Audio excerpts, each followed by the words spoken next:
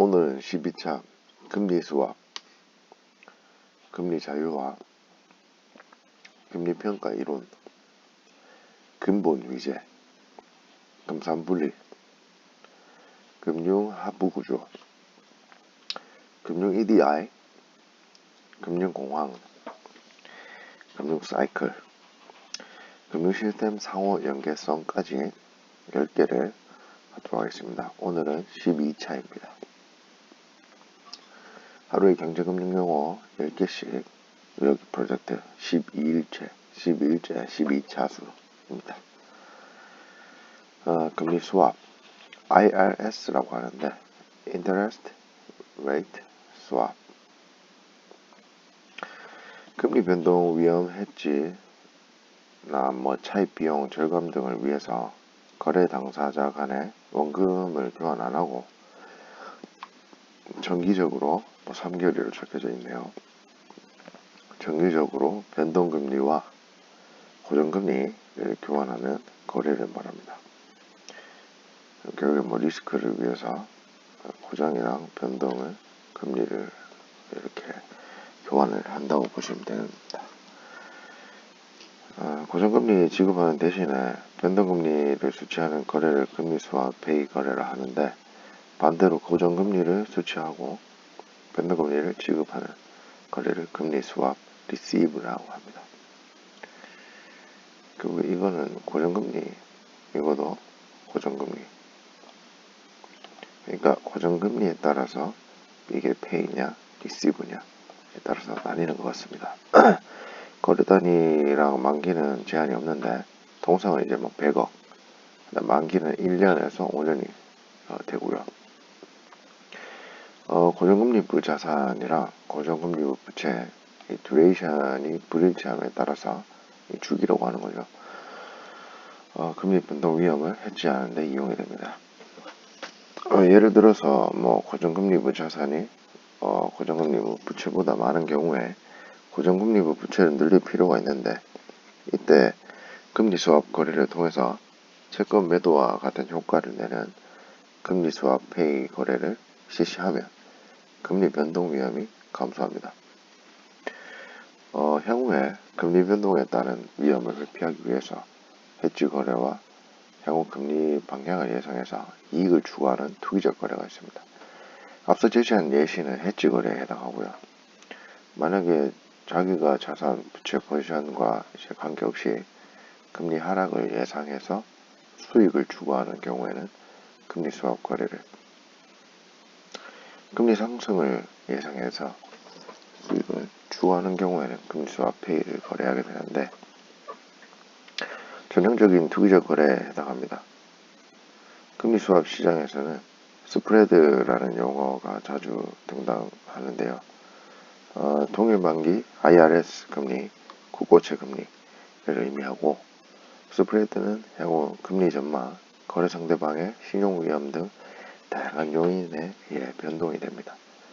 스왑딜러가 향후에 이제 시장 금리가 하락할 것으로 예상하여 변동 금리를 지급하는 대신 고정금리를 수취하는 금리 수합 리시브 거래를 하는 경우, 고정금리 수취 수요가 증가함에 따라서 IRS 금리가 하락하면서 금리 수합 스프레드는 축소됩니다.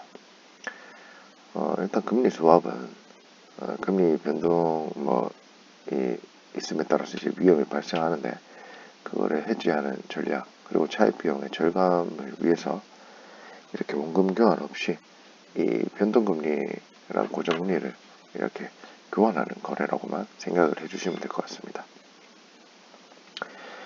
두 번째, 금리 자유화. 금리 자유화 한다는 건가요?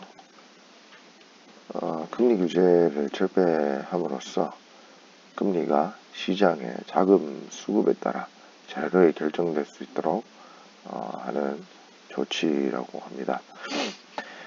대표적으로 가격 변수인 금리를 제한하는 것은 역사적으로 보아서 미국 등 다수의 국가에서 금융 불안이 반복적으로 발생됨에 따라 금융 안전을 도모하기 위해 도입한 금융 규제의 하나입니다. 이 구조적 금융 규제로는 금리 규제 이외에 업무 영역 규제, 진입 제한 등이 있습니다. 1970에서 80년대 인플레이션이 심화돼서 은행의 자금 중개가 위축되는 이른바 디스인터미디에이션이 발생하는 가운데 금융 규제를 우회하는 금융혁신이 진전되고 금융 자유화가 추진되면 각국은 금리 규제를 단계적으로 철폐를 했습니다. 대표적으로 미국인데 레귤레이션 Q라는 영준 규정에 의해 은행 예금 최고 금리가 제한됐고 1980년대 1년의 자유화 조치 등으로 금리 제한화가 진전되었습니다. 한국은 금융기관 간 경쟁을 촉진함으로써 금융의 효율성을 높이고 금융산업의 대외 경쟁력을 강화하기 위해서 1991년 8월 수립된 4단계 금리 자유화 추진 계획에 따라서 1995년 11월 제3단계 금리 자유화를 완결하게 되었습니다. 그래서 2004년 2월부터는 요구불 예금 금리도 자유화함에 따라서 모든 예금의 금리 상한 규제가 폐지되었는데요. 우리나라의 경우 금융부문 낙후의 주요 원인에 금리의 가격기능 위축에 있다는 점에서 금리 자유화는 시장 원리에 의한 경제 운영과 통화정책의 유연성 제고를 위한 기반이 되었습니다. 자, 세 번째, 금리 평가 이론. 금리를 평가하는 그런 이론. 완전한 금융시장에서 즉 국경 간 자본 이동에 규제가 없고 거래 비용이나 세금 등을 고려하지 않은 경우 두 개국 간의 금리 격차는 선물환 프리미엄과 같다는 이론이다. 내가 만약에 1억을 가진 우리나라의 투자자가 1년간 미국 또는 우리나라의 채권에 투자한다고 하면 완전한 금융시장에서는 1년 후 투자자가 받는 원리 금액은 한국에 투자한 것이든 미국에 투자한 것이든 같아야 되는데 얘는 RSC가 표시할 수 있습니다.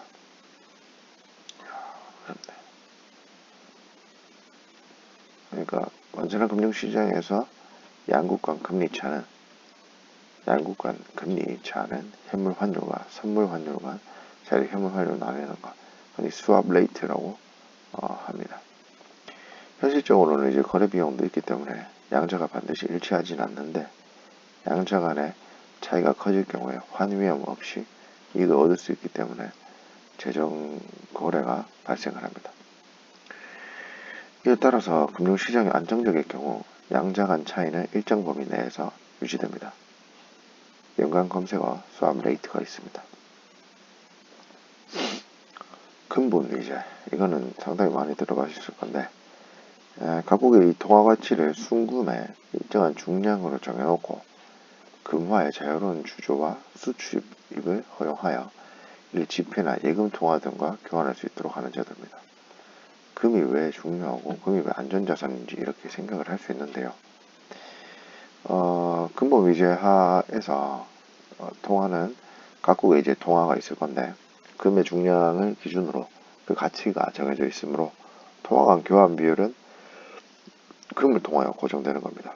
그래서 근본 위제는 전형적인 고정 환율 제도라고 보시면 될 것 같습니다. 그러니까 1800년대 영국의 근본 위제 도입을 시작해서 독일, 네덜란드, 노르웨이, 스웨덴, 덴마크, 프랑스, 일본 등은 주요 국가들이 근본 위제를 채택했고 금의 국제 수지 및 국내 물가 자동 조절 기능을 통해서 국제금융 및 세계경제 발전에 공헌했지만 1차 세계대전 이후에 주요국들이 과다한 전비 지출로 말미암아서 인플레이션과 정치적 불황 등의 문제에 직면해서 이들 국가를 중심으로 제도의 유용성에 대한 의문이 높아졌다. 특히 전후 영국이 과대평가된 파운드화의 가치로 인해 막대한 실업과 수출 산업의 침체를 겪고 이어서 독일의 초인플레이션, 대공황 등이 발생해서 영국은 1931년 근본 위제를 포기하고 파운드화의 평가 절하를 단행했습니다. 다른 선진국들도 이제 근본 위제를 포기하고 변동 환율 체제로 전환을 해서 근본 위제는 결국 붕괴를 하게 되었습니다. 연관 검색어는 고정 환율 제도, 자유변동 환율 제도가 있습니다. 자, 다섯 번째. 금산 분리. 산업자본이 은행 지분을 일정 한도 이상 소유하지 못하도록 하는 것을 금산 분리라고 하는데요. 은행업이나 금융산업은 예금이나 채권 등을 통하여 조달된 자금을 재원으로 해서 영업활동을 하고 그 자기자본 비율이 이렇게 낮은 특징이 있습니다. 금융산업의 소유 구조는 다른 산업에 비해서 취약한 편이기 때문에 산업자본의 지배하에 놓을 수 있는 위험이 존재합니다. 이 이유가 돼서 은행법을 통해 산업자본이 보유할 수 있는 은행 지분을 4% 한도로 제한을 하고 있습니다. 다음 차수는 12-2차 금융하부 구조부터 시작하겠습니다.